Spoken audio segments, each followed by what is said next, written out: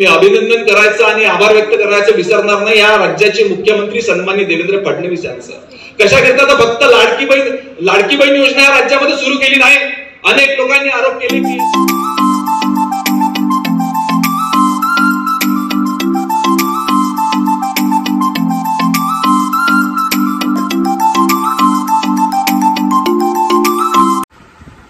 नमस्कार मंडळी, स्पर्शी आई या यूट्यूब चॅनलमध्ये मी अश्विनी तुम्हा सगळ्यांचे मनापासून स्वागत करते. तर मंडळी, कशा आहात तुम्ही सगळे? आय होप सगळे मस्त मजेतच असणार.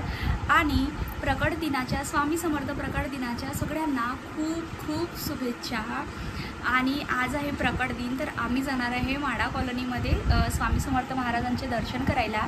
आणि त्यानंतर ना आज एक गोष्ट परत सांगते तुम्हाला, आज 3:30 वाजता ना सखी मनचा कार्यक्रमसुद्धा आहे. तर आम्ही दत्ता मेघे ऑडिटोरियममध्ये सुद्धा कार्यक्रम बघायला जाणार आहे. आय थिंक माझ्यासोबत ना परत काकूसुद्धा येणार आहेत. मी त्यांना म्हटलं येता का म्हणून, तर माहिती नाही त्यांचं हो नाही असं सुरू होतं, कारण तिकडे ना भागवत सप्ताहसुद्धा सुरू झालेला आहे आजपासूनच. तर अशा प्रकारे ना आज मी तुमच्यासोबत मस्त अशा छोट्या छोट्याच मेमोरीज म्हणजे माझ्या दिवसातल्या जे काही घडणार आहे तर त्या गोष्टी तुमच्यासोबत मी शेअर करणार आहे. सो मंडळी, हा व्हिडिओ स्किप न करता शेवटपर्यंत नक्की बघा. आणि जर का व्हिडिओ आवडल्यास लाईक शेअर कमेंट करायला सुद्धा विसरू नका. आणि चॅनलला जर नवीन आला असालच तर प्लीज नक्की सबस्क्राईब करा आणि गोड गोड कमेंट्स करायला सुद्धा विसरू नका. चला तर आपण आता माझी पटपट कामं आवरूया आणि मग आपण जाऊया सखी मंचच्या कार्यक्रमाला. सो खूप मस्त असा कार्यक्रम होता आणि मी फर्स्ट टाईम अटेंड करत आहे. तर आता बघूया. आणि त्यानंतर ना ज्या 500 स्टार्टिंगच्या ज्या 500 महिला राहणार आहेत तर त्यांना ना मस्त असं गिफ्ट हॅम्परसुद्धा राहणार आहे. सो मी त्यासाठी सुद्धा मस्त एक्सायटेड आहे. आणि प्रत्येक स्त्री मस्त म्हणजे कुठल्याही कार्यक्रमाला जाण्यासाठी रेडी होण्यासाठी एक्सायटेड असते. सो मी त्यासाठी सुद्धा मस्त अशी एक्सायटेड आहेच. तर चला, हा व्हिडिओ शेवटपर्यंत नक्की बघत राहा. 1 hour later. तर फायनली ना मी मस्त अशी छान रेडी झाली आणि आम्ही निघालो होतो ऑडिटोरियममध्ये जायला.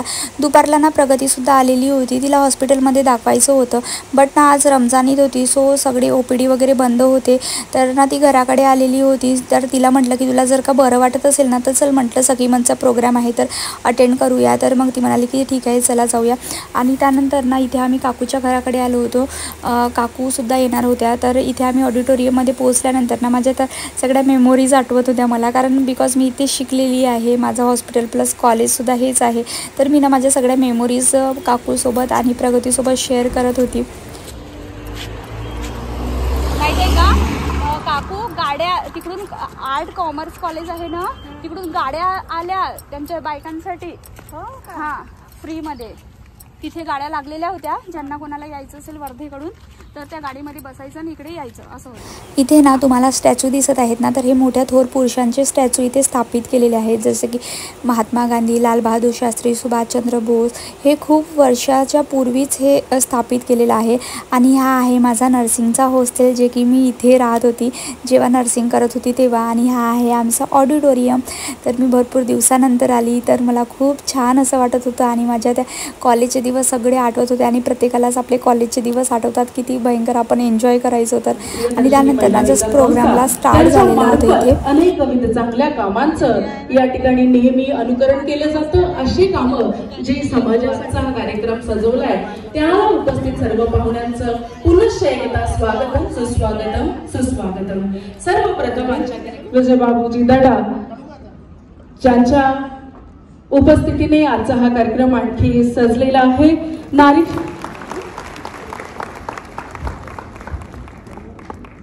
या उपक्रमातून महिलांचं एक हक्काचं व्यासपीठ झालेलं आहे. 25 वर्षापूर्वी या मंचाची स्थापना झाली आणि आज जिच्या हाती पाणी, आज रिक्षा चालक फक्त पुरुष आलेला नाहीये, तर महिला देखील स्टेरिंग हातामध्ये घेऊन बस चालवत आहे, रिक्षा चालवत आहे. प्रत्येक क्षेत्रात आणि माजी राज्यसभा सदस्य बाबूजींना विनंती करेल की आपण हा पुरस्कार शारदाबाई जांभरेताई यांना प्रदान करावा. करत आहोत, पण आज काही कारणास्तव त्या अनुपस्थित असल्यामुळे सौ माया अतुल शेळके या त्यांच्या वतीने पुढील पुरस्कार स्वीकारतील. त्यांना या ठिकाणी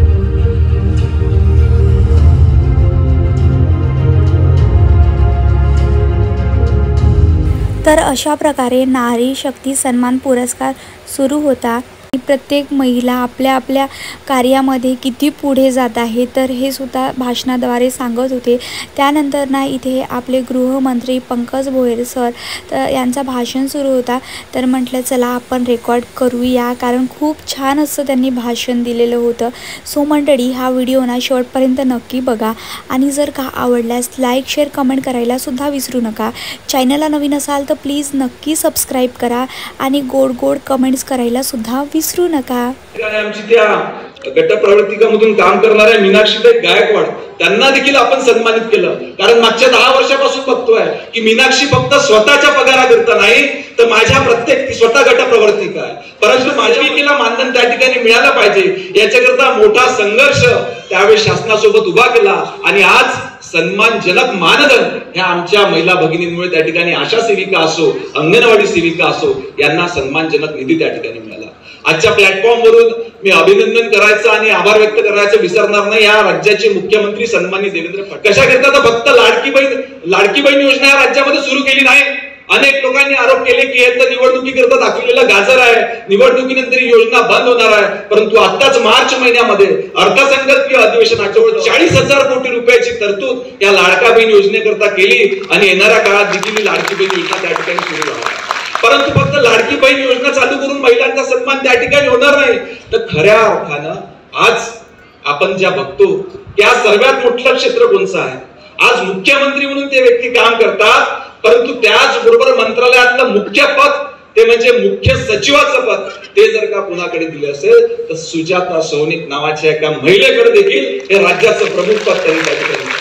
आज पोलीस विभागातलं योगायोगानं मी गृह राज्यमंत्री ग्रामीण म्हणून काम करतो, पोलीस विभागातलं या राज्याचं सर्वोच्च पद जर का कोणाकडे दिलं, पोलीस महासंचालक म्हणून रश्मीजी शुक्ला त्या ठिकाणी कार्यरत आहेत। त्याच्यामुळे फक्त लाडकी बहीण योजना सारख्या योजना त्या ठिकाणी आणल्या नाही तर प्रत्यक्ष उत्कृष्ट राज्य संहिता ज्याच्यामध्ये आहे त्या महिला भगिनींना खरोखर आपलं काम करण्याकरता आपल्या प्रशासनामध्ये सोबत घेण्याचं काम खऱ्या अर्थाने ह्या राज्याच्या मुख्यमंत्र्यांनी या ठिकाणी सुरू केलेलं आहे। मी त्यांचं देखील आजच्या या व्यासपीठावरून आभार व्यक्त करीन। पुन्हा एकदा आपल्या सर्वांचा जास्त वेळ न घेता, कारण बऱ्याच वेळापासून आमच्या भगिनी या ठिकाणी आलेल्या आहेत आणि मला सांगण्याला आनंद होईल की उमेद चळवळ जी महाराष्ट्रामध्ये सुरू झाली त्याचा उगम मात्र वर्धेतून त्या ठिकाणी सुरू झालेला आहे। वर्धेतल्या महिला बचत गटाचं काम त्या ठिकाणी बोलून उमेद नावाची चळवळ संपूर्ण महाराष्ट्रामध्ये सुरू झाली आणि आज महाराष्ट्र चांगले जिल्हे आहेत त्याच्यामध्ये वर्धा जिल्हा एक महत्वाचा जिल्हा आहे की आज संपूर्ण राज्यामध्ये आपण अतिशय उत्कृष्ट पद्धतीने त्या ठिकाणी काम करतोय आणि याच्या महिलांच्या तयार केलेले उद्योग आणि त्या आता वैशाली पाटील नावाच्या एका महिलेचा सत्कार या ठिकाणी झाला। त्या देखील मागच्या 15 वर्षापासून आपल्या परिसरातल्या सावंगी मेघे परिसरामध्ये त्या राहतात, लहान लहान घरच्या महिलांना बोलवतात आणि तिला लोकते कुठल्या पद्धतीच्या प्रॉडक्टची मार्केटमध्ये डिमांड आहे, कुठल्या पद्धतीने तयार केले पाहिजे याचं माहिती देण्याचं काम स्वतःच्या उद्योगासोबतच इतर महिलांना तयार करण्याचं काम वैशाली पाटील सारख्या उद्योजकीच्या माध्यमातून झालं, जिची दखल कोणी घेतली नव्हती। आज लोकमत सखी मंचने याची दखल घेतली, याच्याकरता देखील आपलं अभिनंदन करतो।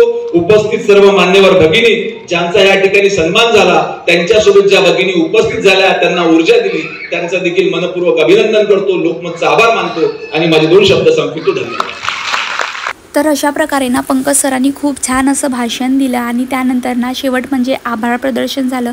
सो त्यानंतर आम्ही निघालो होतो घरी जायला आणि ना इथे तुम्ही बघू शकता किती छान अशी रांगोळी काढलेली होती। तर सो म्हटलं चला तुमच्यासोबत सुद्धा शेअर करतेच आणि ना आज प्रत्येक क्षेत्रामध्ये महिला ह्या आघाडीवरती आहेतच, तर तुमच्याही घरच्या महिलांची तुम्ही रिस्पेक्ट करायला शिका। त्यांना असंच नका समजू की ती चूल आणि मुलंच सांभाळण्याच्या लायकीची आहे, असं नाही आहे। ते हे सगळं करून सुद्धा ती तिच्या यामध्ये परफेक्ट आहे।